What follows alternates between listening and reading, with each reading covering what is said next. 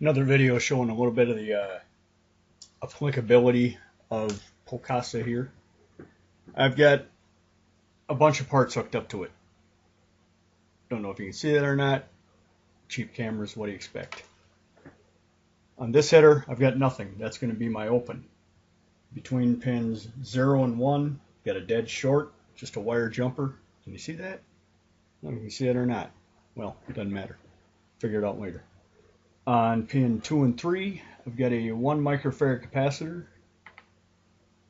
Pin 4 and 5 is a 100 ohm resistor. Pin 6 and 7 is a 1N5821 diode. 8 and 9 is a 1N4004.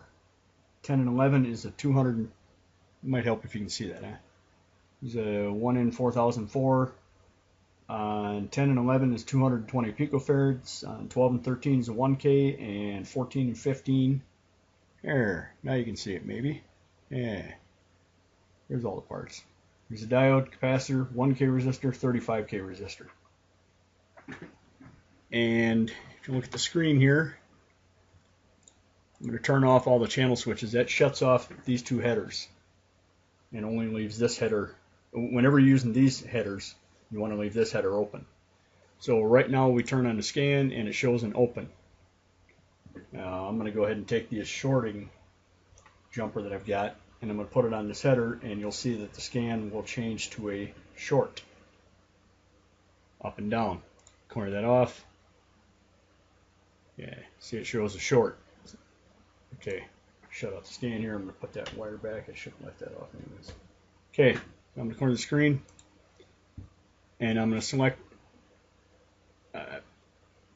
I got a couple check boxes here. If I select, say, channel 0 for the DDS output, it's automatically going to select channel 1 as my ground. Ground channel equals DDS channel plus 1. And if I got it set up so I can select them in pairs. So 0, 1 is together, 2 and 3 is together. See how it counts up and down. Anyways, I'm going to select channel 0, which is my short. So oh, got to turn them on. Duh. So with this header, the open, I get the open looking thing. Scan. I'm going to turn on my header. I scan again. I get a short up and down. Turn off the scan so I can see it. Clear it. I'm going to select channel 2, 3, which is my 1 microfarad capacitor, and I'm going to scan it. There's my 1 microfarad capacitor.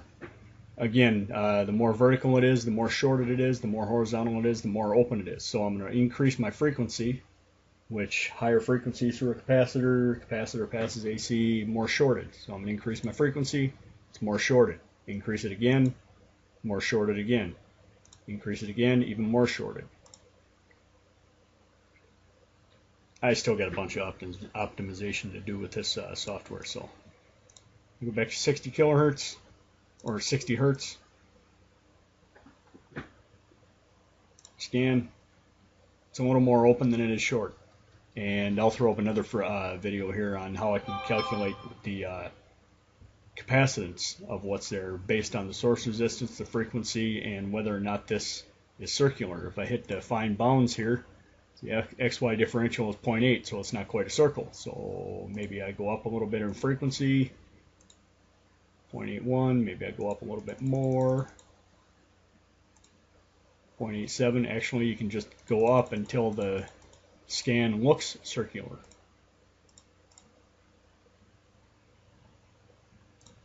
See, that looks a little bit more like a perfect circle than before.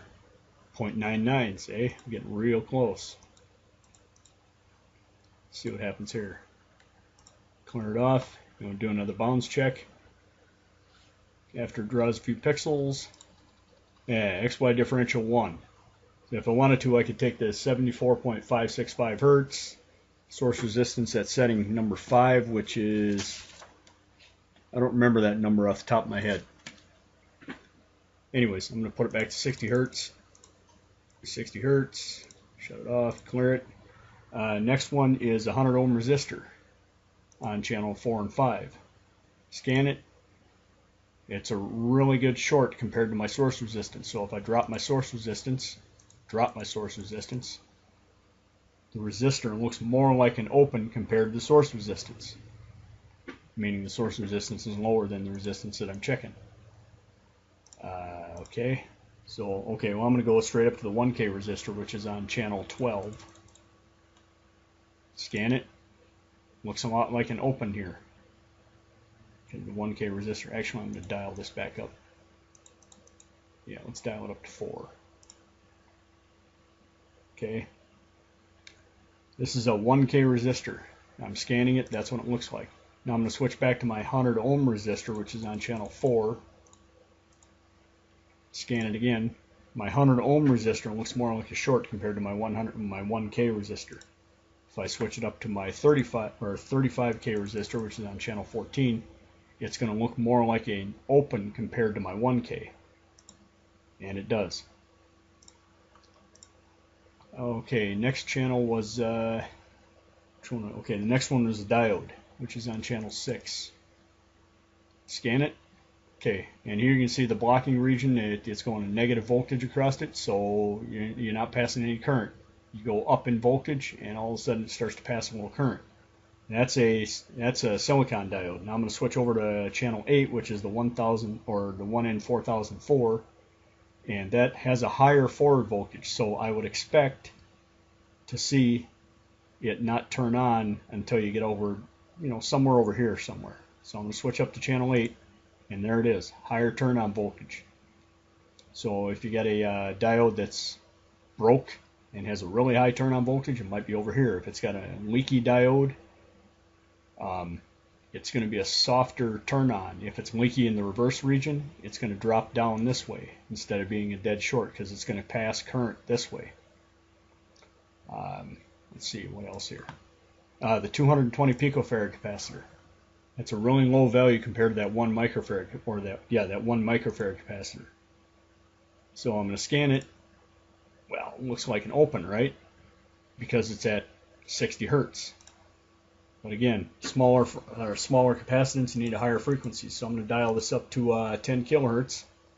There, it's starting to look more like a short here. Dial it up to 44 kilohertz, even more like a short. Dial it up to 100 kilohertz. It's tough to see, because 100 kilohertz is almost getting out of my spec, but I can dial up the gain a little bit, crank it all the way up. Now you can see it it looks a lot more like a short than the other capacitor did at this frequency. The 1 microfarad capacitor would definitely be a straight up and down short at this frequency, but I can dial it up even farther. And eventually it gets to look like a real short, but now I'm getting out of the range of my op amps. The gain of my op amps really drops off after about 94 kilohertz.